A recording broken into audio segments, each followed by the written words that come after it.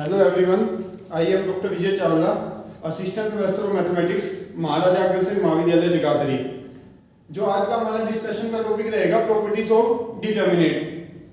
जब मैट्रिक्स की एक सीरीज शुरू करी थी तो हमारा बीच में एक लेक्चर ड्रॉप करा था जिसमें डिटर्मिनेंट्स में ऑपरेशन लगा के उसको एक्सपेंड करके उसकी वैल्यू निकालनी थी। कई बार ये किसकी इसमें जरूरत पड़ेगी, कई बार क्या होगा डिटर्मिनेंट काफी टिपिकल हो जाते हैं x² y² z² की फॉर्म में।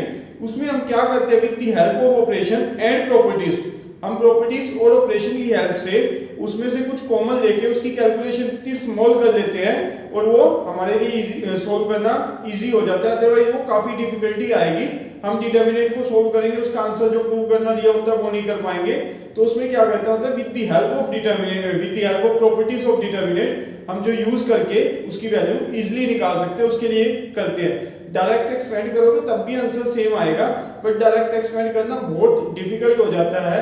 उस डिफिकल्टी को आसान करने के लिए हम प्रॉपर्टीज यूज करते हैं जिससे इजी हो जाता है। वो क्या है प्रॉपर्टीज, बात करते हैं उसमें।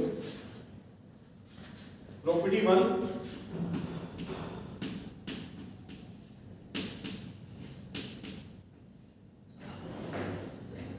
if A is equal to Aij is a square matrix, is a square matrix,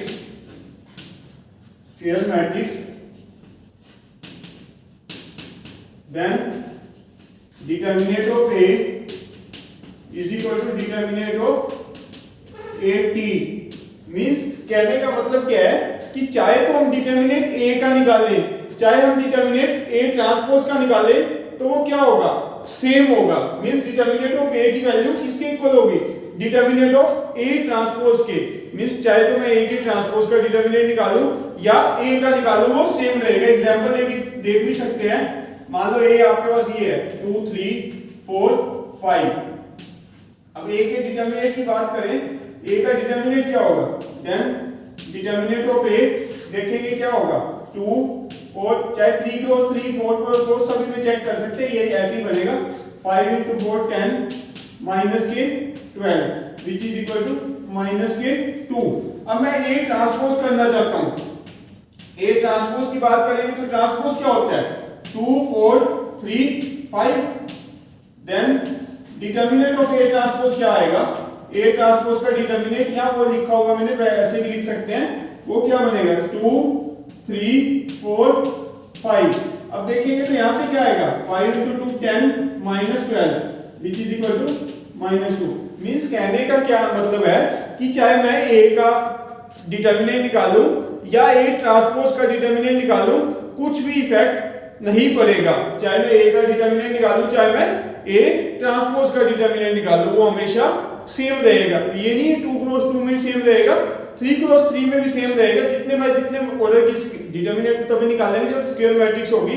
तो जितने बाय जितने ऑर्डर की मर्जी का निकालो, चाहे A का डिटर्मिनेंट निकालिए, A ट्रांसपोज का डिटर्मिनेंट निकालिए, वो हमेशा सेम आएगा। Property 2,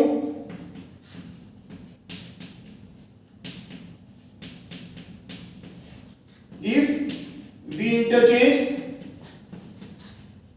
we interchange any two rows or columns of a square matrix,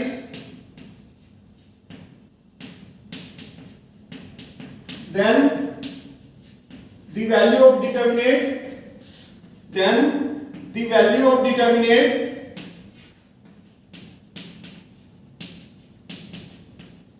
is multiplied by -1।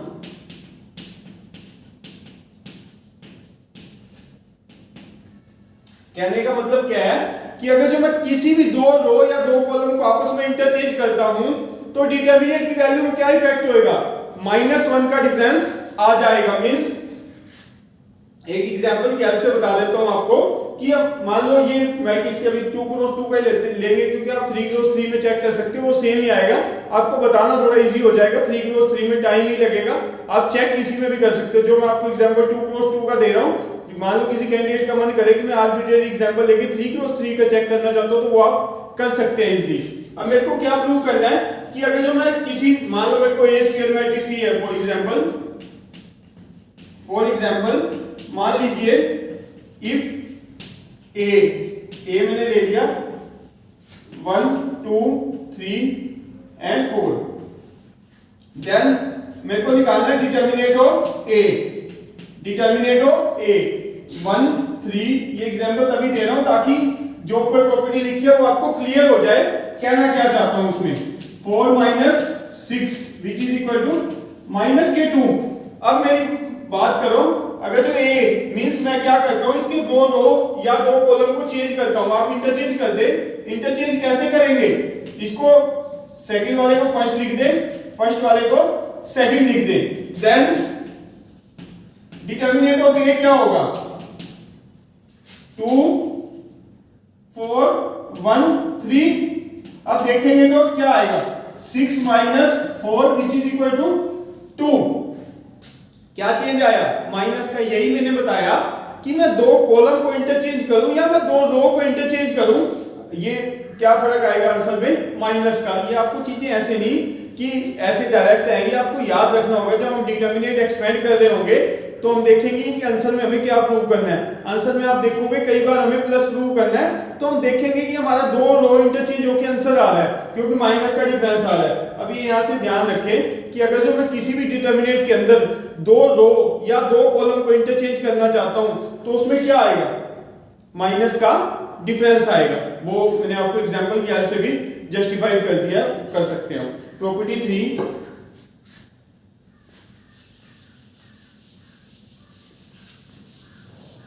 Property 3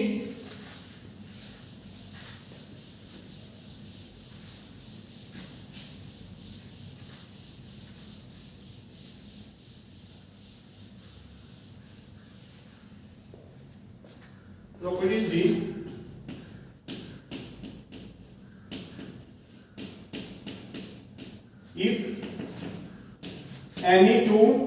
if any two rows or column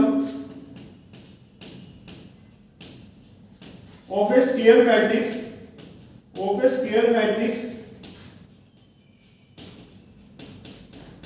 are identical,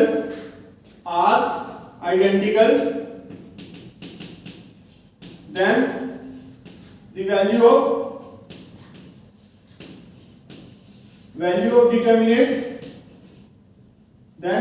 determinant is 0।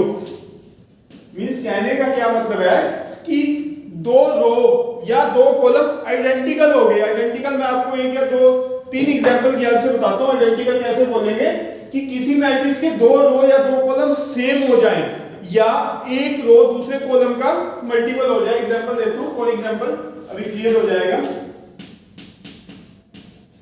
For example मान लो if a is equal to, अब 3 cross 3 का लेंगे ताकि बिल्कुल clear हो जाए। 1 2 3 2 2 दो रो या दो कॉलम सेम करें।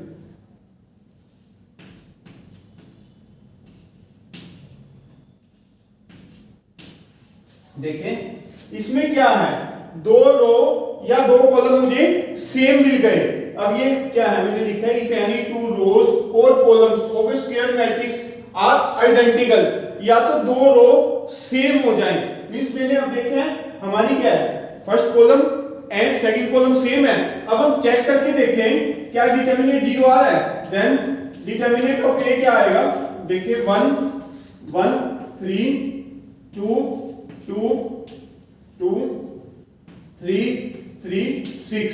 अब देखेंगे क्या आएगा, 1 ये कैंसिल 12 माइनस के 6 माइनस के 1 12 माइनस 6 फिर प्लस के 3, ये देखेंगे 6 माइनस 6। तो ये देखेंगे क्या आएगा 6, यहां पे क्या आएगा माइनस के 6 प्लस के 0, तो वैल्यू क्या आ गई 0। जैसे कहने का मतलब क्या है कि किसी मैट्रिक्स के दो कॉलम या दो रो, अभी मैंने कॉलम सेम करे थे, ऐसे ही दो रो सेम आते तब भी आप एक्सपेंड करके देखते हो उसकी वैल्यू क्या आएगी 0। मतलब हम डायरेक्ट बोल सकते हैं, विदाउट एक्सपेंडिंग बोल सकते हैं कि किसी मैट्रिक्स के जब भी दो रो या दो कॉलम सेम आएंगे उसकी डिटरमिनेंट की वैल्यू क्या आएगी? 0। सेम की बजाय दूसरा एग्जांपल ये कह सकता हूं, आइडेंटिकल वर्ड जो लिखा था, मींस मानिए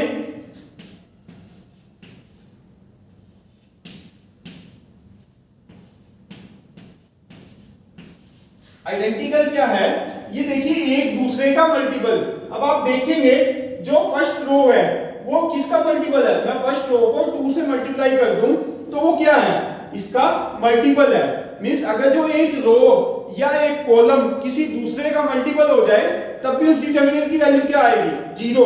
अब मैं आपको निकाल के बता देता हूं। देखिए किसका मल्टीपल है? फर्स्ट रो है जो, किसका मल्टीपल है? 2 से मल्टीप्लाई करेंगे तो क्या आ जाएगा? सेकंड रो के इक्वल।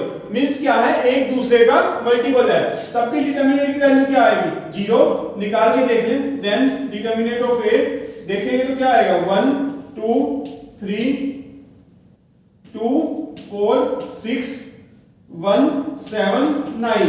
निकालें 1, ये कैंसिल 36 माइनस 42 माइनस के 2, ये कैंसिल 18 माइनस के 6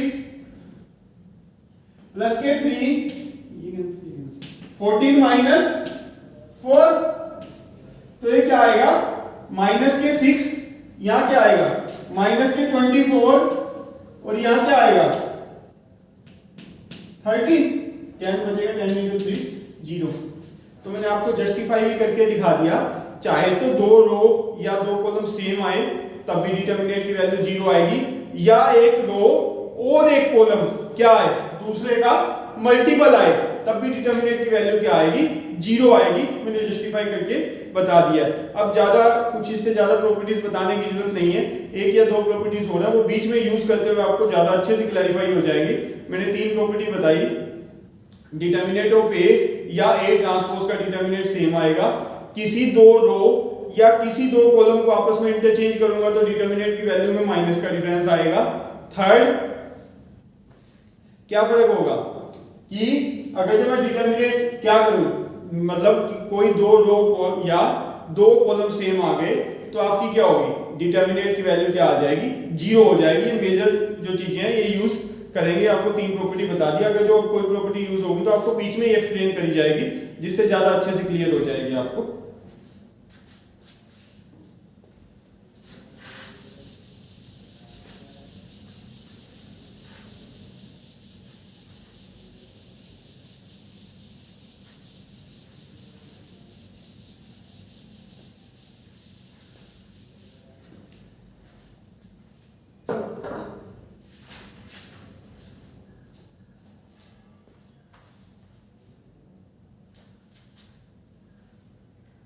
Question number 1.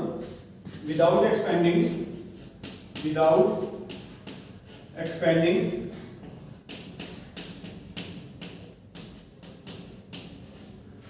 prove that value of determinant is 0. 1 2 3 1 2 3 4 5 6 7 8 9. First part.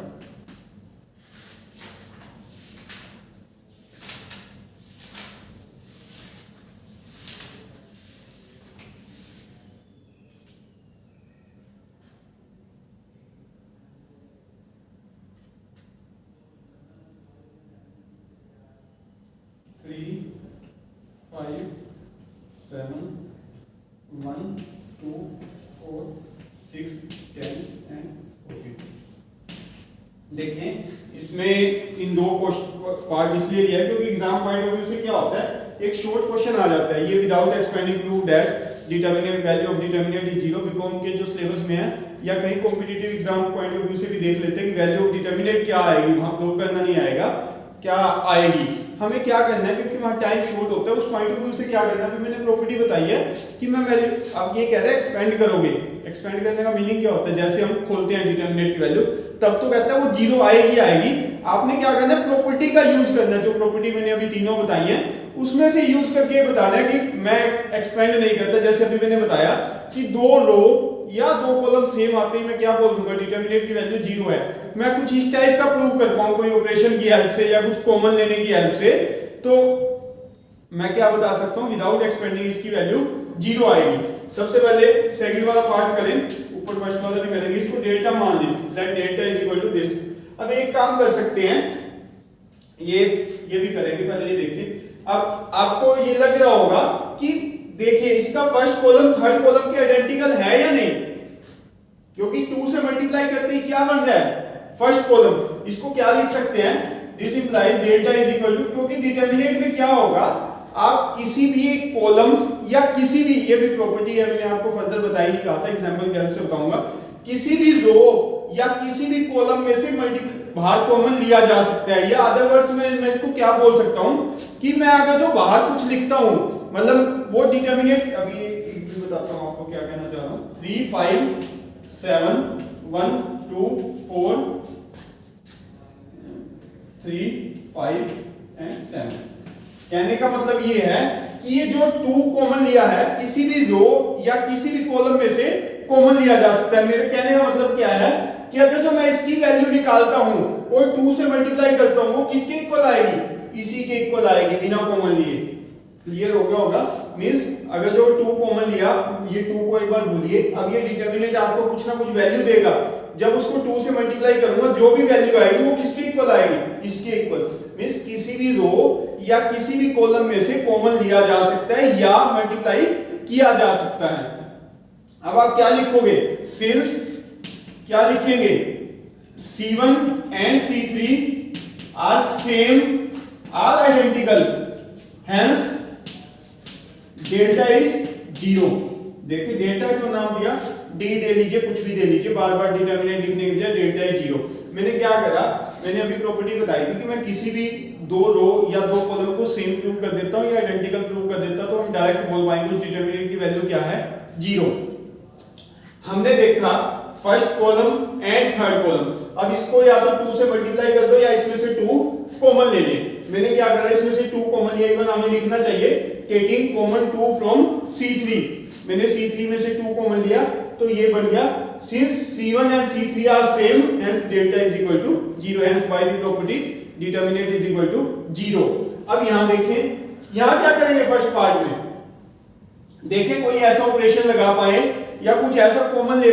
देखिए इसमें पॉसिबिलिटी क्या होती है, कई बार दो रो या दो कॉलम को ऐड करने से बन जाती है, कई बार एक कॉलम या एक रो को दूसरे में से सब्ट्रैक्ट करने पे बन जाती है, कई बार जैसे अभी कॉमन लिया डायरेक्ट कॉमन लेने से बात बन जाती है। तो एग्जाम में एक शॉर्ट क्वेश्चन आ जाता है, उस पॉइंट ऑफ व्यू से देखिए कि आपको लगता है कि ऑपरेशन लगाने से बात बन जाए। अच्छा ऐसा भी नहीं है कि जो मैं ऑपरेशन लगाऊं वही आपको लगाने पड़े, हो सकता है मैं रो का लगाऊं आपकी कॉलम से बात बन जाए, हो सकता है मैं कॉलम का लगाऊं आपकी रो से बात बन जाए। अब देखें आप इसमें कुछ बहुत ऑपरेशनों से बात बन रही है। एक तो ऑपरेशन आप लिखिए R1 plus R3, R1 plus R3 करूंगा तो 8 10 12, फिर 2 कॉमन ले लेंगे तो 4 5 6। जो R1 में नहीं चेंज करना चाहता C1 में चेंज करके देख ले, 4 10 16, 2 कॉमन ले ले 2 5 8। मींस कोई भी ऑपरेशन लगाना चाहे, डेल्टा नाम ले ले बार बार, आप लेट मान लेना डेल्टा, तो क्या ऑपरेशन लगाएं, C1 में लगाना चाहे R1 में लगाना चाहे, जो भी इजी समझे, R1 प्लस R3। देखें मैंने R1 प्लस R3 करा है तो क्या बन जाएगा, 8 यहां डेल्टा जरूर लिख के चलना साथ में, this is delta is equal to 8 10, next क्या बनेगा 12, फिर क्या आएगा 4 5 6 7 8 9। अब क्या लिख सकते हैं यहां से, दिस इम्प्लाइज डेल्टा, मैं 2 कॉमन ले लेता हूं, किसमें से, फर्स्ट रो में से लिख सकते हो, टेकिंग 2 कॉमन फ्रॉम R1। तो 2 कॉमन लूंगा क्या आएगा 4 5 6 4 5 6 7 8 9, hence delta is 0 because reason लिखना पड़ेगा आपको, बिकॉज क्या लिखेंगे R1 and R2 are same या आइडेंटिकल वर्ड भी यूज कर देते हैं, क्योंकि रो 1 एंड रो 2 आपके सेम है, इसलिए डिटरमिनेंट की वैल्यू क्या होगी 0। मैंने R1 में लगाया, कोई C1 में लगाना चाहता लगा ले, C1 में लगा के क्या बनता आपका, C1 में लगाते तो ये इसमें ऐड करते 2 कॉमन लेता तब भी आपका सेम बन जाता। मेरे को जब भी पेपर में क्वेश्चन आता है विदाउट एक्सपेंडिंग प्रूव दैट, तो विदाउट एक्सपेंडिंग में मुझे क्या करना है, जस्ट मुझे ऐसा एफर्ट करने हैं कि उसके 2 रो या 2 कॉलम में सेम बना पाऊं। वो किसी ज्यादा मुश्किल ऑपरेशन नहीं होते, C1 C2 को ऐड करोगे, R1 R2 को ऐड करोगे, इस टाइप का आपका ऑपरेशन, या डायरेक्ट कॉमन लेने में जैसे सेकंड पार्ट था उससे आपका काम चल जाएगा। और 4 मार्क्स का एक क्वेश्चन आता है कि विदाउट एक्सपेंडिंग डिटरमिनेंट की वैल्यू 0 प्रूव करनी है। 2 या 3 क्वेश्चन इस टाइप के आपके, तीनों रो को ऐड करने में काम चल जाएगा, कॉलम को ऐड करने में काम चल जाएगा, सो इस टाइप का आपको मिलेगा। आसान है बिल्कुल, आपको ऑपरेशन लगाना है और कुछ कॉमन लेना है, तो आप देखोगे आपका सेम बन जाएगा। सेम बनते ही आप क्या पाओगे, डिटरमिनेंट की वैल्यू 0 है। और एक एग्जांपल ले लेते हैं,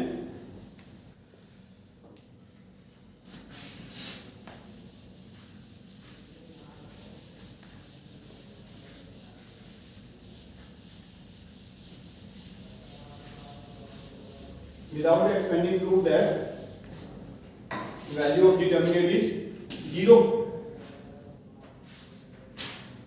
a minus b, b minus c, c minus a, b minus c, c minus a minus b, c minus a minus b and b minus c। हमें क्या प्रूव करना है, डिटरमिनेंट की वैल्यू 0 आ जाए। एक और भी होता है, वैसे वो तो डायरेक्ट ही होता है, अगर जब किसी मैट्रिक्स का डिटरमिनेंट, जब डिटरमिनेंट निकालेंगे तो मैट्रिक्स का निकालेंगे, अगर जो एक रो या एक कॉलम 0 होगा तो डिटरमिनेंट की वैल्यू 0 होती है। क्यों 0 होती है, क्योंकि उसी कॉलम से मैं एक्सपेंड कर दूंगा। मान लो एक पूरा फर्स्ट रो ही 0 हो गया तो बाहर 0 अंदर कुछ भी आता रहे, नेक्स्ट एंट्री भी 0 बाहर अंदर कुछ भी आता रहे, नेक्स्ट एंट्री भी 0। मतलब किसी भी डिटरमिनेंट का यदि एक रो या एक कॉलम 0 होगा तो उस डिटरमिनेंट की वैल्यू क्या होगी 0। अब करें लेट, इसी को डेल्टा मान लें। अब देखिए क्या ऑपरेशन लगा सकते हैं, या तो मुझे सेम करने हैं या मुझे एक रो या एक कॉलम 0 बनाना है। अब आप देखें C1 में करें या R1 में करें कोई फर्क नहीं पड़ता, R1 में लगा लें R1 plus R2 plus R3, R1 plus R2 plus R3 करके देखें।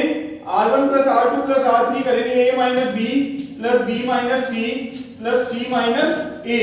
नेक्स्ट करेंगे B minus C plus C minus A plus A minus B, फिर C minus A plus A minus B plus B minus C।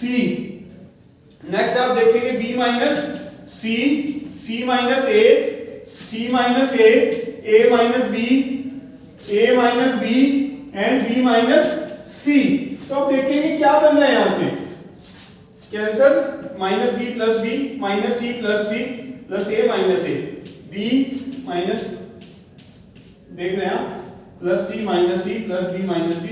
तो क्या बन रहा है 0 0 0, नीचे क्या आ रहा है B minus C, C minus A minus B, C minus A minus B, B minus C। अब आपको इसको एक्सपेंड करने की जरूरत नहीं है, आप डायरेक्ट बोल सकते हैं, क्योंकि मैं एक्सपेंड करूंगा आपको डायरेक्ट दिख रहा है। पहली एंट्री 0, सेकंड से करूंगा बाहर 0, थर्ड से करूंगा बाहर 0, अंदर कुछ भी आता है ये 0। बिकॉज क्या रीजन लिखोगे R1 इज 0। देखें हमें क्या बात है, हमें इसमें एक्सपेंड नहीं करके दिखाना, हमें जो फर्स्ट 4 नंबर का क्वेश्चन आता है शॉर्ट में उसके लिए है विदाउट एक्सपेंडिंग। मेरे को प्रॉपर्टी की हेल्प से बनाना है कि मैं इसकी वैल्यू 0 बताऊंगा। प्रॉपर्टी की हेल्प से आप क्या करोगे, या तो आप 2 रो या 2 कॉलम से इंप्रूव करोगे, या 2 रो 2 कॉलम से भी एक 0 बनाना आसान होता है ना, एक में से घटा दो दूसरा 0 बन जाएगा। इसलिए या अदर प्रॉपर्टी क्या कह सकते हैं कि एक रो या एक कॉलम किसके इक्वल आ जाए 0 के, तो उस डिटर्मिनेंट की वैल्यू डायरेक्ट क्या बोल सकते हैं, 0 आएगी। ये इंपॉर्टेंट टाइप के क्वेश्चन है, कर सकते हैं, 4 मार्क्स का आएगा। 2 या 3 क्वेश्चन असाइनमेंट के लिए दे रहा हूँ। इस एक्सरसाइज में एक लेक्चर और लगेगा, विदाउट एक्सपेंडिंग वाले नहीं है। अब प्रॉपर्टी यूज करके और एक्सपेंड करके हमें उसका आंसर प्रूव करना होगा। बिल्कुल आसान है, 2 या 3 ऑपरेशन, ये ज्यादा आसान है, इसमें सामने आंसर गिवन होगा, तो आंसर गिवन होते ही हमें पता लग जाएगा कि हमें ऑपरेशन कौन सा लगाना है, वो कर सकते हैं। इस टाइप के 2 या 3 क्वेश्चन दे रहा हूँ। फर्दर जब भी लेक्चर आएगा आपकी एक्सरसाइज कंप्लीट कर दी जाएगी, उसमें जो भी रह जाएगा इस तरफ।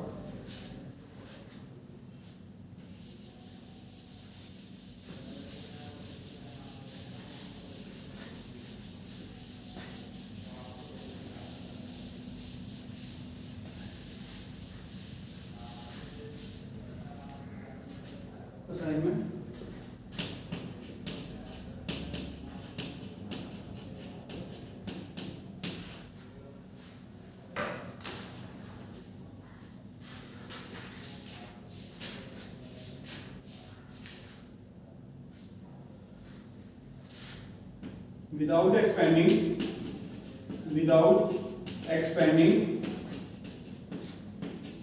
without expanding prove that value of determinate is 0, value of determinate को r कर दो क्योंकि 2 या 3 डिटर्मिनेंट्स गिवन होंगे, r 0। Question number 1, 2, 13, 15, 3, 17, 20, 7, 5, 12। Question number 2, 1,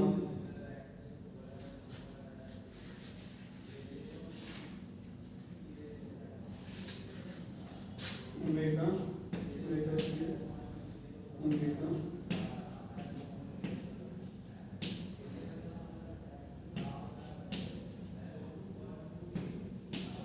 इसमें मत कंफ्यूजन है, ओमेगा बोलते हैं, डब्ल्यू भी टाइप पे ही होता है।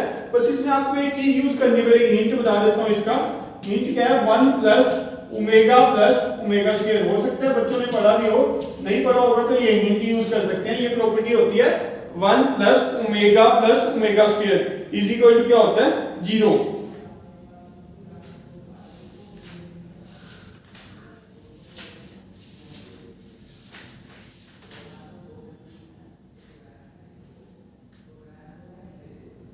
Question number 3,